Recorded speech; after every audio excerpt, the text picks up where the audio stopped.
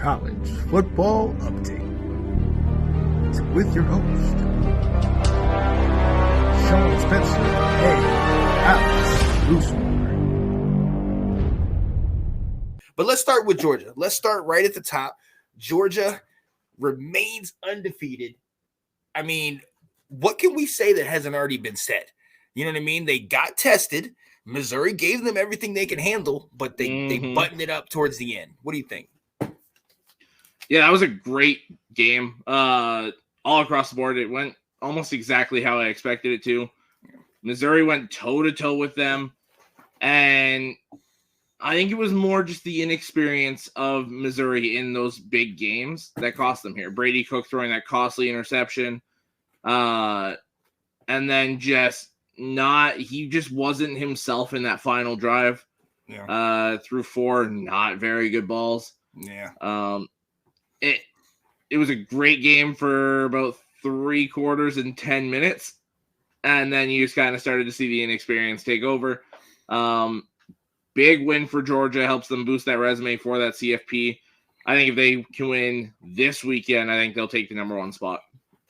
Oh, absolutely. I mean, look, they proved that they are the best team, in my opinion, as far as just continuing to answer the bell. You know what I mean? This game to me was something that I thought was going to be the upset. I thought this was going to be the one. Missouri was going to come in here and show. And to Missouri's credit, they fought and played as tough as they possibly could. Cody Schrader, you mentioned him last week for your game ball. This guy went right at Georgia's D-line, right at those linebackers, was not afraid. And I was loving that. And at one point in the game, I remember sitting there in the group chat being like, stop passing. Run the daggone ball. Yeah. Run it, because he's not afraid. He's getting 3, 4, 5 yards a pop. Keep running that rock, man. But, hey, they were having such a hard time stopping that outside zone, that stretch run. Yes. You could have done that 100 times, and the way it was going, it would have worked every time. Like, it was just the way they were blocking that, and Schrader running it on the outside and making that read off the tackle there was phenomenal. Yes.